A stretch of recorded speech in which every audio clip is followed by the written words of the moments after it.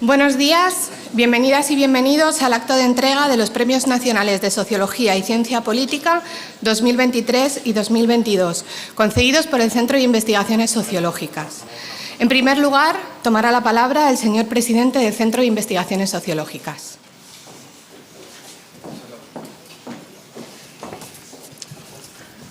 Buenos días, Majestad, señor y señora ministra, autoridades, amigos y amigas. Un año más nos reunimos para la entrega de los Premios Nacionales de Sociología y Ciencia Política, en este caso correspondiente a los años 2022 y 2023. Yo creo que este acto adquiere hoy un especial relieve por el sitio donde se realiza, el Salón de Actos del Museo de las Colecciones Reales, que muchos pensamos que es un lugar excelente, y a los sociólogos y politólogos nos gustaría que pudiera ser el lugar en el que celebráramos las entregas de los sucesivos Premios Nacionales de Sociología y de Ciencia Política. Este es también un momento especial para instituciones como el CIS, que se encuentran comprometidas con el análisis científico y riguroso de la sociedad española, en unos momentos en los que estamos comprobando que hay una honda preocupación en la opinión pública por las cuestiones nucleares de la vida social y política, y en el que también existe una notable diversidad y volatilidad de la opinión pública, algo que ocurre no solo en España. Hoy debemos felicitarnos por la celebración de este acto, presidido una vez más por Su Majestad el Rey de España, que año tras año nos honra con su presencia, con su afecto y su aliento, como ejemplo de su compromiso con las ciencias y las artes. Especialmente grato en el día de hoy resulta compartir este evento con profesores y profesoras tan insignes en ciencia política que han merecido los premios de sociología de este año, del año 2022 y de 2023. Los méritos de doña Carlota Solé van a ser glosados por otro prestigioso catedrático de sociología, el profesor Emilio Lamo de Espinosa, Premio Nacional de Sociología y Ciencia Política en el año 2016, de que yo personalmente he tenido la suerte de haber podido ser compañero de estudios en Derecho y luego copartícipe y amigo a lo largo de muchos años en muchas actividades. De la profesora Carlota Solé diré que a los muchos méritos que tiene, académicos y profesionales, me gustaría hoy añadir una pequeña anécdota. Cuando yo conocí a la profesora Carlota Solé, formaba parte del Tribunal de Sociología, de la Cátedra de Sociología de la Universidad de Barcelona. Era un momento en el que se presentaban a esas oposiciones la profesora Carlota Solé y un sociólogo muy conocido en aquel entonces, que ya había sido profesor en varias universidades del Reino Unido, que tenía una bibliografía abundante y tenía también una reputación internacional. Me refiero al también Premio Nacional de Sociología de 2006, el profesor Salvador Giner, que nos abandonó en octubre de 2019. Pues bien, entonces, la joven profesora Carlota Solé compitió con soltura, compitió con clara soltura en aquellas oposiciones en las que además se vio respaldada, vimos en la sala un amplio respaldo de las autoridades académicas de aquella universidad, como ya recordará. Claro, aquello fue algo que lógicamente causó mucho impacto en los miembros de aquel tribunal, en el que se daba la circunstancia en aquellos años en que éramos todos de Madrid y a veces quedábamos en el aeropuerto de Barajas, una cosa un poco insólita para trasladarnos a Barcelona a hacer aquellas oposiciones, como recordará el profesor Juan Di Nicolás, que nos acompaña hoy aquí y que a la sazón era el presidente de aquel tribunal. La laudatio del profesor Rafael Pardo será realizada por una también muy ilustre catedrática, la profesora Mari Carmen Iglesias, directora también de la Real Academia de la Historia y una persona especialmente comprometida con el estudio y las dinámicas de la sociedad española. Yo de Rafael Pardo querría manifestar aquí, personalmente y sinceramente, la admiración que siento por el riguroso trabajo académico que ha sabido realizar a lo largo de toda su vida y que ha sabido compaginar durante bastantes años también con la dedicación a una fundación que realiza también una labor enormemente importante para estimular y premiar la labor científica en nuestro tiempo. Me gustaría subrayar que algunas de las publicaciones que ha seguido haciendo durante todos estos años, en publicaciones de primerísimo nivel, son y se encuentran entre las que tienen más citas internacionales. Algunas de ellas, varias de ellas, más de 200 citas internacionales, 250. Y su caso, yo creo que es un caso curioso hoy del premiador, que en esta ocasión es el premiado. Por lo tanto, yo quería felicitar a todos los premiados, a los que colaboráis en este acto, a los que estamos reunidos aquí para congratularnos de un ejemplo del papel que juega o puede jugar disciplinas como la sociología y la ciencia política en las sociedades de nuestro tiempo. Por lo tanto, felicitaciones sinceras a los premiados. Gracias a todos por vuestra presencia, a todos y todas por vuestra presencia, y una vez especialmente, muchas gracias a Su Majestad el Rey y a las autoridades que hoy nos acompañan. Gracias.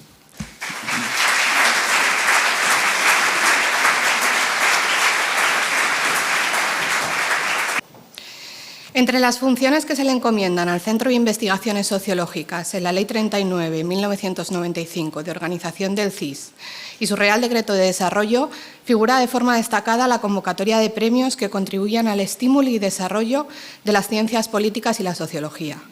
Con esa finalidad, se aprobó orden del Ministerio de la Presidencia 18-2018 de 17 de enero, por la que se establecen las bases reguladoras para la concesión por el CIS del Premio Nacional de Sociología y Ciencia Política.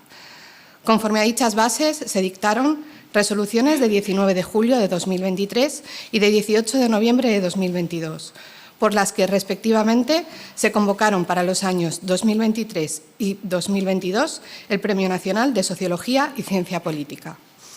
En cumplimiento de ambas resoluciones, la Presidencia del CIS ha dispuesto: primero, comunicar que la composición del jurado para 2022, nombrado y presidido por don José Félix Tezanos Tortajada, presidente del CIS, estuvo integrado por las siguientes personalidades: doña Esther del Campo García, doña María José Mateo Rivas, doña Rosario Sánchez Morales, doña Constanza Tobío Soler, don Cristóbal Torres Albero, doña María Ángeles Durán Heras, doña Inés Alberdi Alonso, don Miguel Beltrán Villalba y, actuando como secretario del jurado, don Pablo Torres Paniagua, entonces secretario general del CIS. Para 2023 se mantuvo la misma composición, a excepción de la incorporación de don Rafael Pardo Avellaneda, que sustituyó a don Miguel Beltrán Villalba. Segundo, hacer público el fallo del jurado que el día 5 de julio de 2023, en sesión única y por unanimidad, ha acordado conceder el Premio Nacional de Sociología y Ciencia Política del año 2023 a Carlota Soler Puig. Hacer público el fallo del jurado que el día 4 de noviembre de 2022, en sesión única y por unanimidad, ha acordado conceder el Premio Nacional de Sociología y Ciencia Política del año 2022 a don Rafael Pardo Avellaneda, el presidente del Centro de Investigaciones Sociológicas, don José Félix Tezanos Tortajada. A continuación, toma la palabra don Emilio Lamoda Espinosa, quien pronunciará la laudatio de la premiada doña Carlota Soler. Muy buenos días, señor. Un gran honor que nos hace a la comunidad sociológica el que podamos contar un año más con su presencia y con su aliento. En el año 1958, en uno de los primeros análisis del desarrollo de la sociología en España, Enrique Gómez Arbolella avanzaba una idea que todos sus numerosos discípulos, directos o indirectos, yo soy de los segundos, hemos reiterado una y otra vez. Los avatares de la sociología española, decía Arbolella, son los avatares de la sociedad moderna. Daba a entender con ello que la sociología es una consecuencia más de la modernidad. Sin modernidad no puede, pues, haber sociología. Y sin duda es así, pero no del todo. No lo es del todo, pues la sociología es también performativa y normativa, y tanto como reflejar la modernidad, trata de producirla.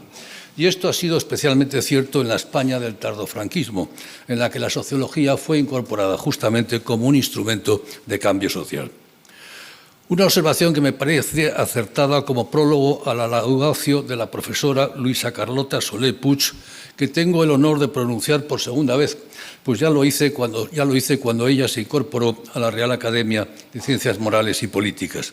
Pues si alguien ha prestado merecida atención a la modernidad, no solo como realidad, sino también como proyecto, ha sido la profesora Soler.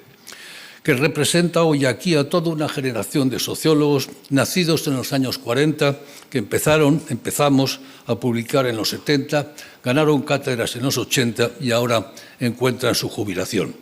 Hablo del deseo y la ilusión de contribuir a una España moderna, entre comillas, y de nuevo la palabra.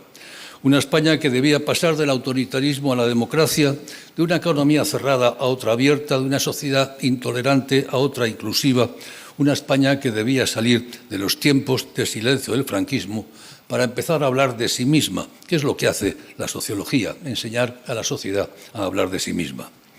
Pues bien, en el año 1973, hace ahora justamente medio siglo y unas semanas, la Fundación March concedió 13 becas para formar sociólogos en el extranjero, en Estados Unidos, Inglaterra, Francia, Alemania. Una de ellas a la misma Carlota, otra a quien les habla ahora, y otras más a otra docena de futuros catedráticos o profesores, y veo a más de uno en esta sala. Para entonces, Carlota Soler ya era licenciada y doctora en Economía por la Autónoma de Barcelona, pero en el año 82 obtuvo un segundo doctorado, este sí en Sociología, en la Universidad de Reading, donde trabajó con Hugh Thomas, con Stanislaw Andrzejewski y con Margaret Archer, y elaboró con Tony Smith una tesina que versará justamente sobre teorías de la modernización. Catedrática de Sociología en la Autónoma de Barcelona desde 1988, emérita muchos años después, ha dirigido 24 tesis, 13 cum laude, tiene 6 sexenios de investigación y ha publicado 40 libros y 118 artículos, 23 de ellos en inglés, en las mejores revistas internacionales de las que ha acabado siendo miembro de sus varios consejos de redacción. La profesora Carlota Soler ha realizado además una gran tarea de gestión de la investigación. Dirección durante muchos años de la revista Papers, la más importante revista catalana de sociología. Presidenta de la Federación Catalana de Sociología, vicepresidenta de la Federación Española, miembro del Institut d'Estudis Catalans y ha sido fundadora y directora del Grupo de Estudios sobre Inmigración y Minorías Étnicas, GEDIME, desde el año 89. Sus áreas de investigación son variadas. Destaco dos principales, modernización, por supuesto, y emigraciones. A la primera dedicó su primer libro, Modernización, un análisis sociológico, de 1976, para abordar ya desde esas fechas el tema de la inmigración que ha trabajado en todas sus facetas. Dos temas estos que aparecen en sus trabajos más citados. La mujer inmigrante, 204 citas, Modernidad y modernización, 196, y The Labour Market and Racial Discrimination in Spain, con 189 menciones. Y aunque no debemos fetichizar los índices de citas que desorientan hoy a no pocos investigadores jóvenes y están dando lugar, por cierto, a bastantes fechorías, sin duda son relevantes. Pues bien, la doctora Soler tiene más de 4.100 citas con un índice H de 33. Lo aclaro para los legos, que confío en que sean muchos. Quiere decir que tiene 33 trabajos con al menos 33 citas cada una y un índice I10 de 73, es decir, nada menos que 73 trabajos que recibieron al menos 10 citas. Son datos excelentes. Lo dejo aquí y me veo obligado a terminar. Carlota Soler es la cuarta mujer en recibir este premio en una lista de 17 premiados, todas ellas en los últimos 5 años. Sin duda, una muestra de la poderosa feminización de esta disciplina. Más de un 20%, pero solo un 20%. Una ratio 80-20 que nos devuelve a Pareto, aunque a este ritmo la ratio será pronto de 80-20, pero a su favor. La mitad menos del talento de la especie está en sus manos y sería muy necio, además de injusto, no aprovecharlo. Parece, pues, que los sociólogos no lo estamos haciendo. Mi sincera enhorabuena a la profesora Carlota Soler, en nombre de la comunidad de sociólogos que hoy tengo el honor de representar, y gracias de nuevo, señor, por acompañarnos. Buenos días. Toma la palabra doña María del Carmen Iglesias, quien pronunciará la laudatio del premiado don Rafael Pardo Avellaneda. Señor, Majestad, es siempre un honor y una alegría vuestra presencia hoy en este acto académico. Muchas gracias. Ministros, presidente del CIS, autoridades, jurados, premiados, colegas, distinguidos invitados. Es un placer y un privilegio pronunciar estas breves palabras de laudatio de Rafael Pardo. distinguido con el Premio Nacional de Sociología y Ciencia Política del 2022 por el jurado de académicos nombrado por el CIS. Primeramente, permítanme un apunte personal. Siempre recuerdo la llegada de Rafael Pardo a un seminario de metodología e ideas a finales de los años 70 en la Facultad de Ciencias Políticas y Sociología. Allí leíamos a clásicos antiguos y modernos de un heterogéneo grupo en que Rafael era el más joven y se incorporó cuando empezábamos justamente a estudiar el gran clásico de la filosofía, Immanuel Kant. Aquel joven, algo tímido y discreto, intervenía con sencillez, sabiduría y brillantez, sin faltarle una pizca de ironía y afabilidad natural. Lo más admirable desde el principio era la precisión y riqueza de su lenguaje, una arquitectura conceptual que ha seguido creciendo a lo largo de los años. Desde entonces hemos mantenido un constante diálogo en el que los libros, las ideas, la filosofía, la ciencia en general, así como cuestiones de la esfera pública, han sido elementos recurrentes. Rafael Pardo, licenciado y doctor en Ciencias Políticas y Sociología, en ambos casos con premio extraordinario, se formó inicialmente en dicha facultad, cuando la sociología estaba comenzando su institucionalización en nuestro país.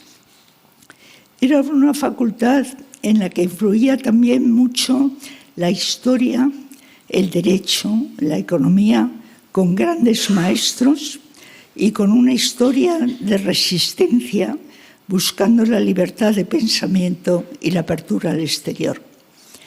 Eran años en los que el contexto político seguía afectando a lo que ocurría en las aulas, en los que el llamado marxismo occidental, francés e italiano, influía en los debates y en las orientaciones.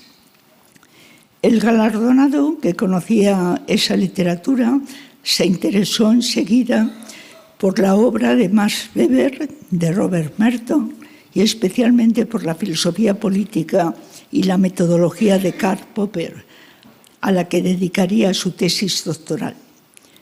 En esos años enlazó con una influencia externa, la de la Escuela de Lógica, Filosofía de la Ciencia y del Lenguaje de Manuel Garrido y su discípulo Alfonso García Suárez. Son los años de la revista Teorema, en la que los grandes autores anglosajones de tradición analítica ofrecían perspectivas completamente distintas de la anquilosada filosofía oficial. Rafael Pardo siguió además inmediatamente los cursos de informática que se ofrecían en el Centro de Cálculo de la Universidad Complutense, frecuentados sobre todo por físicos y matemáticos.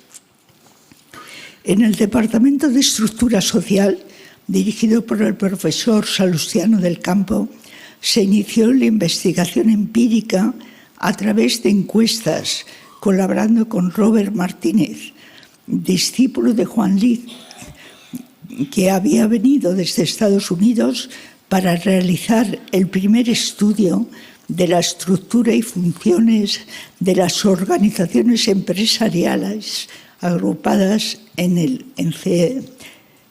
COE.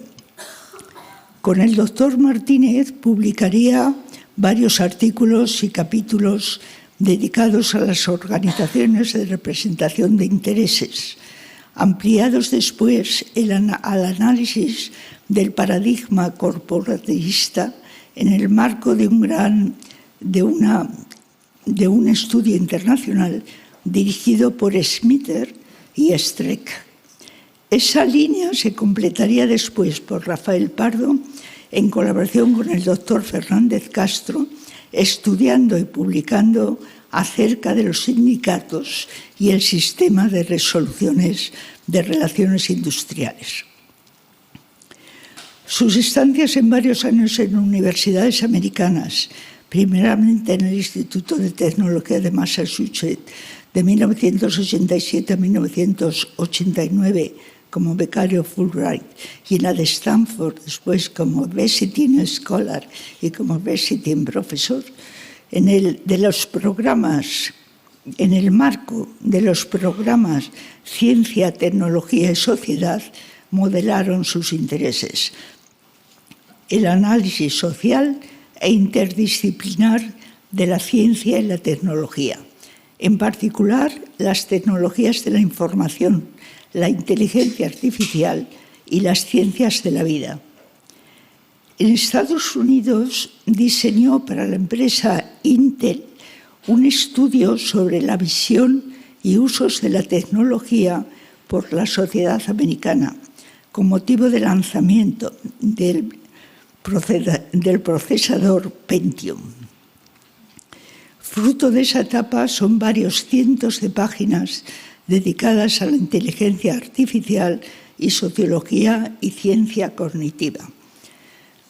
Un foco destacado de su investigación y publicaciones ha sido el estudio comparado de la cultura científica de diversas sociedades con trabajos pioneros altamente citados en la literatura internacional. Participó en el diseño de la primera gran encuesta de la Comisión Europea sobre cultura científica en Europa. Publicó un libro y varios papers y capítulos con figuras de referencia como John Miller sobre los conocimientos y actitudes ante la ciencia en Europa, Estados Unidos, Japón y Canadá. Ha colaborado y publicado también con destacados investigadores biomédicos como la profesora Schnicke, firmante nada menos del paper de la oveja Dolly, de la clonación de la oveja Dolly, siendo coautor de 3 libros internacionales sobre cuestiones relativas a las ciencias de la vida, artículos y capítulos diversos. El último, el estatus moral del embrión y sus usos, bioética y percepciones sociales, publicado hace pocos meses en un libro internacional que ilustra su interés por las facetas sociales de la ciencia de frontera mediante colaboraciones interdisciplinares. Rafael Pardo fue profesor titular en la Universidad Complutense y en la UNED, catedrático de Sociología en la Universidad Pública de Navarra e investigador A1, profesor de investigación, en el Instituto de Economía del CSIC. Desde hace 2 décadas dirige la Fundación BBVA, impulsando un excelente programa de apoyo y reconocimiento de la ciencia en numerosos dominios. Resumo y termino. Un científico social conocido internacionalmente por sus pares y una persona que reúne inteligencia, coraje y humanidad en máximo grado de excelencia. Siempre se aprende cuando se habla y se conversa con Rafael o se le lee. Siempre sorprende al desvelar los caminos y cruces transversales que sus posibilidades de comprensión son posibilidades de comprensión más profunda del tema de que se trate. Siempre esa capacidad de interactuar entre los datos y los modelos.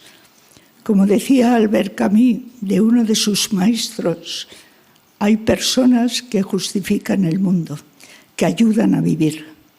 Rafael Pardo es una de ellas. Enhorabuena. Muchas gracias, señor, por estar con nosotros. Muchas gracias.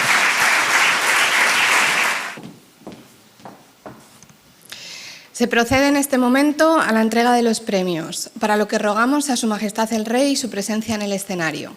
acompañado del ministro de la Presidencia, Justicia y Relaciones con las Cortes y del señor presidente del Centro de Investigaciones Sociológicas.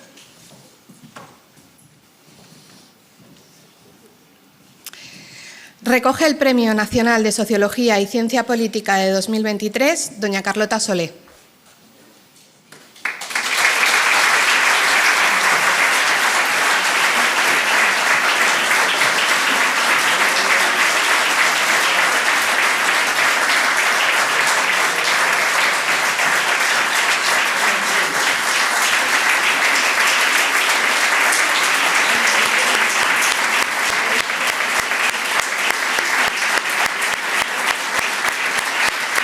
Recoge el Premio Nacional de Sociología y Ciencia Política de 2022, don Rafael Pardo.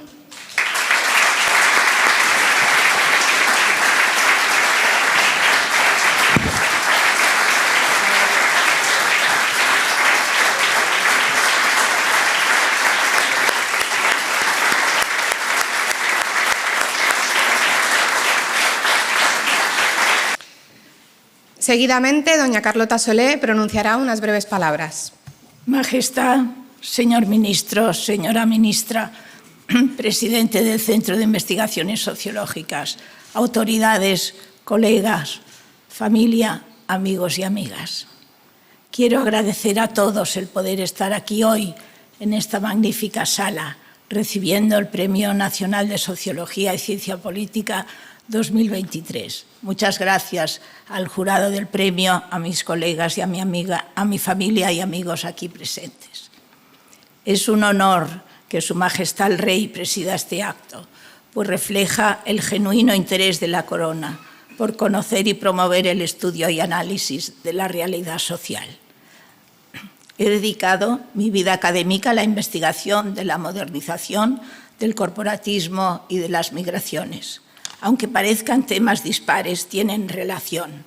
El tipo de cambio social contemporáneo que denominamos modernización y que en la época de la globalización permite el intercambio de bienes, servicios y personas a nivel planetario y en tiempo real, implica la posibilidad de que personas de latitudes muy dispares y distantes en el espacio puedan desplazarse con facilidad y asentarse en otros lugares.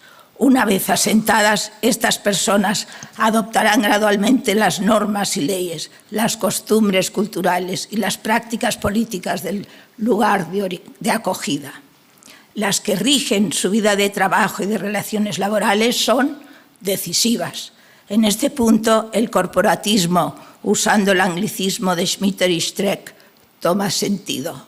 A saber, los acuerdos tripartitos entre los representantes de los empresarios, de los trabajadores y del gobierno, actuando como árbitro en los posibles conflictos que se deriven de sus relaciones.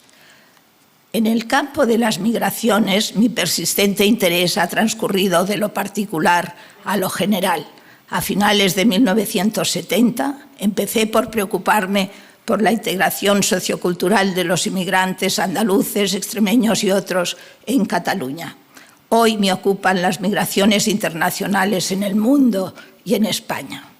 En España existe la opinión generalizada sobre la necesidad de inmigración legal y regular para el mercado laboral, aunque es inevitable que entren en el país inmigrantes de forma irregular, acosados por la precariedad extrema en sus países. De hecho, la presencia de inmigrantes para la economía y la sociedad españolas y su valoración en las encuestas es positiva. Contribuyen a reducir el envejecimiento de la población, contribuyen al aumento de la población activa y al dinamismo de sectores económicos, a sostener la seguridad social y el estado del bienestar. El balance fiscal de la inmigración es positivo. Las remesas ayudan al desarrollo económico de los países de origen. Las diferencias entre nacionales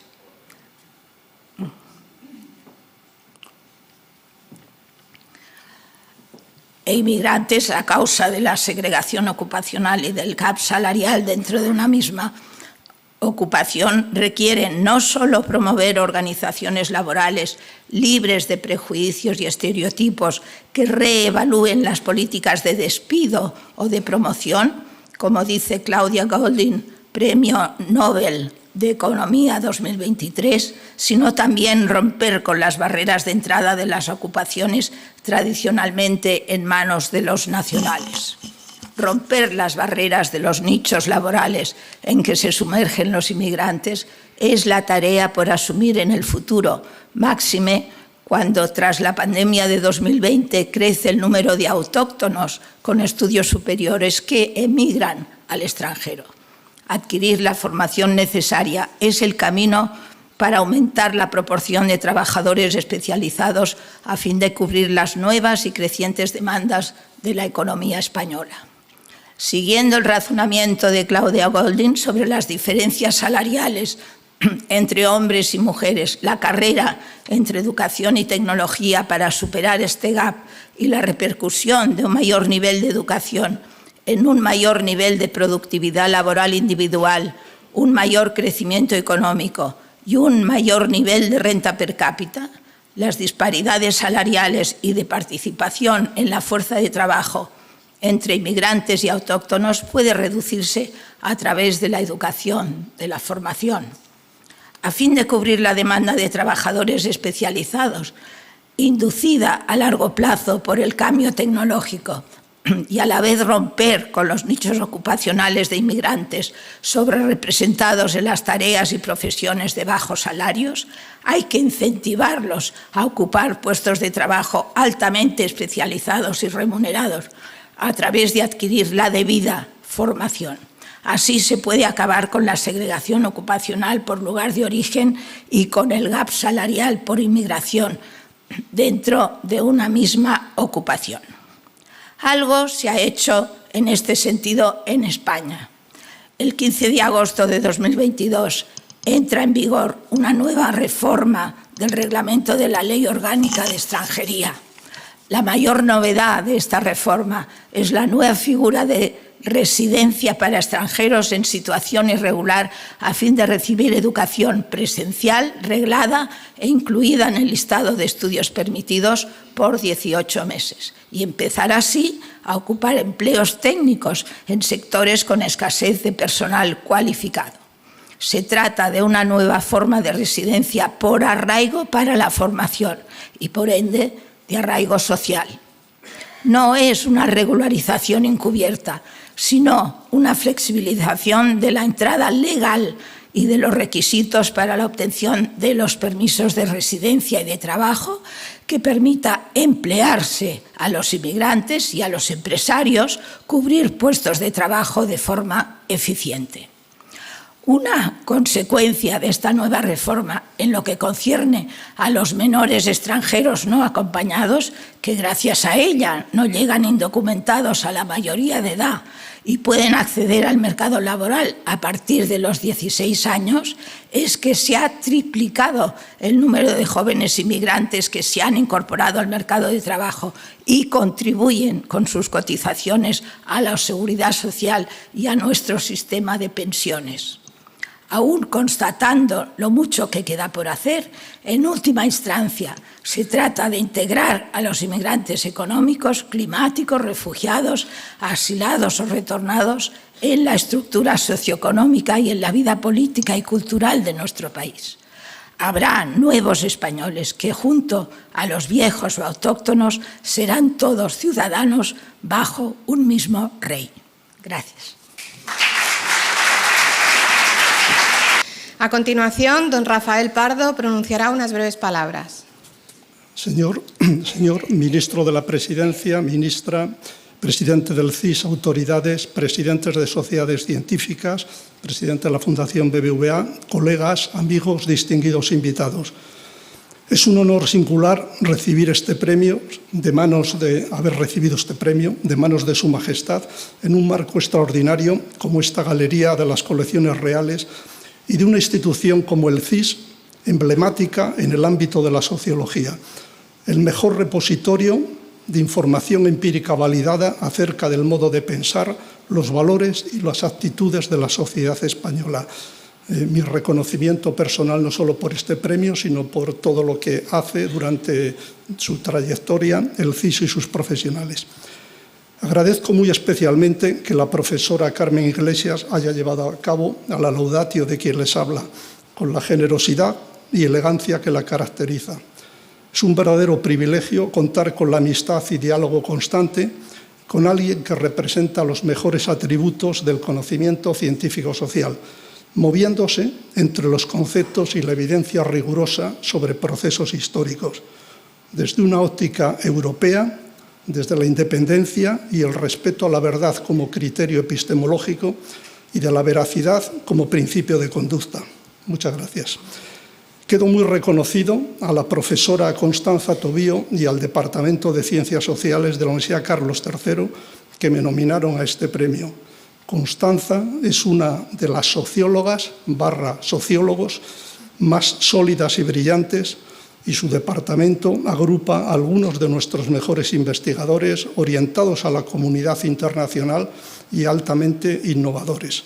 Gracias a Constanza, gracias al departamento.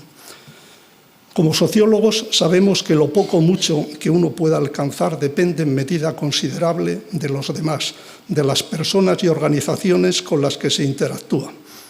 Inicié mi andadura académica en el Departamento de Estructura Social de la Universidad Complutense, bajo la dirección del profesor Salustiano del Campo.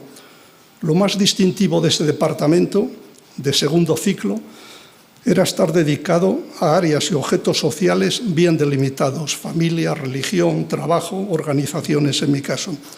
Lo que investigábamos y enseñábamos era lo que Merton etiquetó como, entre comillas, teorías de alcance intermedio, suficientemente generales como para ir más allá de la mera descripción o los datos, pero sin remontarse tanto que el contacto con cualquier fenómeno social observable o medible sea tarea imposible. Una combinación de modelos acotados y de evidencia empírica. De esa época tengo el convencimiento de que, hasta el momento, la ruta más prometedora sigue siendo la postulada por ese sociólogo de la Universidad de Columbia, que para mí es la figura central de la sociología contemporánea, una ruta que, por cierto, está siendo seguida por el reciente y fecundo movimiento de la llamada sociología analítica. Ese departamento de estructura social, la UNED, con su director José Félix Tezano, el que tuve también el privilegio de, en un periodo breve, estar, la Universidad Pública de Navarra, donde pude estar 4 años, el Consejo Superior de Investigaciones Científicas, el Instituto de Tecnología de Massachusetts, 2 años, la Universidad de Stanford durante 2 años, la Academia Europea para el Estudio del Cambio Científico-Técnico en Alemania, en Bonn, y la Fundación BBVA han sido las principales instituciones en las que se ha desarrollado mi actividad académica y profesional. Me he beneficiado también de la colaboración con empresas de estudios de opinión, Demoscopia, con José Ignacio Bert, Metroscopia, con José Juan Toaria, e Ipsos, bajando a eso que los medios llaman la cocina, cuando en realidad es el laboratorio, gracias a los maestros y a los colegas de todas las instituciones y organizaciones que he citado. La sociología es un campo inabarcable por objetos, metodologías y propósitos. En mi caso, opté por utilizar metodologías cuantitativas, teorías de alcance intermedio, algunas de ellas interdisciplinares, tratando de atenerme a la regla weberiana del neutralismo axiológico o de la objetividad, que sigo pensando que es posible, también en ciencias, no solo posible, creo que es imprescindible en ciencias sociales. Me he ocupado de unos pocos objetos y problemas, enunciados de manera impresionista e incompleta, las organizaciones de intereses y los sistemas de relaciones industriales en una primera etapa, posteriormente un clúster de cuestiones relacionadas, el cambio científico y tecnológico, la innovación, las tecnologías de la información, la inteligencia artificial, la cultura científica y los valores y actitudes sociales ante desarrollos de la ciencia de la vida, como la modificación genética de plantas y animales, la clonación, el uso de embriones para obtención de células madre, de stem cells, en la biología sintética. En el abordaje de esos objetos, la cuestión metodológica ha sido componente esencial. Con John Miller, el autor de referencia en cultura científica, Introdujimos un cambio radical en el modo de conceptualizar, medir y analizar la cultura científica, que sigue siendo utilizado y debatido hoy y también criticado. Con Angélica Schnicke, la autora de la idea y firmante número 2 del paper de la clonación de la oveja Dolly, he escrito algunos capítulos y con otros también destacados biólogos y científicos sociales he podido escribir 3 libros colectivos internacionales sobre facetas sociales, valorativas y regulatorias de desarrollos científicos de frontera. Con mi colega lamentablemente fallecido Félix Calvo, de la Universidad de Deusto, mostré que una muy citada tesis sobre un supuesto fenómeno postindustrial en los conocimientos y valores asociados a la ciencia, debida a un influyente grupo de la London School, además de poco claro conceptualmente, estaba basado en una interpretación estadística errónea. Documentamos también la estratificación social de la cultura científica. Con Michael Greenacre, de la Universidad Pompeu Fabra, he desarrollado la técnica estadística del análisis de correspondencias de subconjuntos, algo así como permitir que una cámara pueda hacer zoom, enfocar a una parte de la distribución de datos y no a toda la distribución. Sobre inteligencia artificial he escrito cerca de 200 páginas hace 2 y 3 décadas, convencido ya entonces de que era una de las tecnologías potencialmente más transformadoras. La cultura científica de la sociedad está en el centro de mi trabajo por considerar que es componente esencial de la matriz cultural de las sociedades modernas y avanzadas, formando una poderosa retícula de intangibles. Cuestiones del presente de enorme interés no solo personal sino colectivo, como las actitudes ante las vacunas, ante el cambio climático, ante la conservación de la biodiversidad, el asalto a la verdad, eso que se etiqueta como posverdad. Todo ello está altamente correlacionado, positiva o negativamente según los casos, con la cultura científica.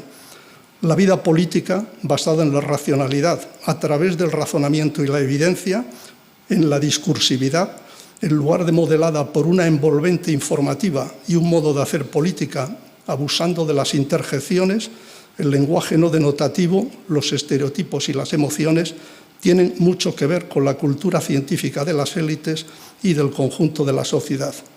Las ciencias sociales, y la sociología en este caso, pueden ayudar a construir o reconstruir conceptualmente ese espacio público institucional de convivencia plural y resolución de problemas vía ensayo-error, frente a las coloreadas opiniones subjetivas con poco o ningún fundamento que inundan el espacio informativo y el revival de ideologías irracionales y populistas. Gracias, Señor, por presidir esta ceremonia y asociar siempre simbólicamente la corona a la ciencia y la cultura, los bienes públicos de los que nos beneficiamos todos los españoles. Gracias, ministro de la Presidencia, presidente del CSIS, querido profesor Tezanos, nominadores, jurado, profesora Iglesias. Quedo muy reconocido también a la comunidad de científicos sociales y de otras áreas. Tenemos a presidentes de varias sociedades científicas, de física, matemáticas e informática, muy bien representadas aquí esas sociedades científicas con las que he tenido el privilegio de formarme y trabajar. A los colegas y colaboradores de la Fundación BBVA, a su presidente y órgano de gobierno. Muchas gracias a todos ustedes. Para terminar, toma la palabra el señor ministro de la Presidencia, Justicia y Relaciones con las Cortes. Buenos días a todos y a todas. Gracias, señor, de nuevo por un año más apoyar estos premios y apoyar a todo el colectivo de sociólogos y de politólogos que con su presencia aquí pues hace muy evidente su trabajo y su esfuerzo por apoyar esta ciencia. Gracias también, ministra, por estar aquí presente, presidente del CSIS, secretario de Estado, delegado del Gobierno, autoridades, amigos y amigas. Me sumo, por supuesto, a las felicitaciones que han recibido los 2 premiados. Me sumo porque, además, quiero añadir ese reconocimiento personal por sus valiosas aportaciones en el mundo científico, en el mundo de la ciencia política, en el mundo de la sociología. Estos premios nos dan la oportunidad de poner en valor la contribución de las ciencias sociales a los avances democráticos en España y en general en las sociedades modernas.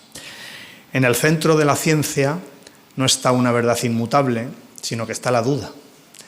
Y qué importante es dudar, porque esa duda no supone más que tener curiosidad en la investigación, en ser capaces de debatir, de argumentar, de avanzar, de saber qué problemas aquejan a una sociedad y precisamente cómo, sin conformarse, intentar buscar soluciones desde la ciencia política, desde la sociología. Y son esas evidencias las que también nos ayudan a nuestra acción política, a la acción de los gobiernos, de las administraciones públicas, para intentar cada día mejorar nuestras sociedades. Por eso, lo primero que quiero hacer es reconocer vuestra aportación, la aportación de los dos premiados y, en general, de los investigadores y de las investigadoras, porque esos esfuerzos, ese trabajo, esa ciencia, esas investigaciones son imprescindibles para transformar nuestra sociedad. Y, por tanto, creo que estos premios lo ponen muy en valor.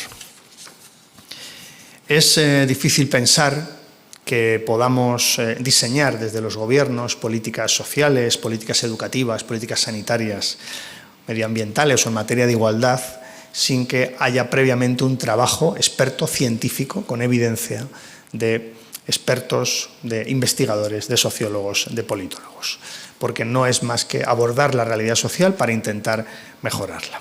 Sobre todo en una época como la que estamos viviendo, de enorme complejidad, como a nadie, a ninguno de ustedes se le puede escapar, que ha de dar respuesta muchas veces con enorme rapidez a retos complejos que se presentan en las sociedades presentes con enorme virulencia.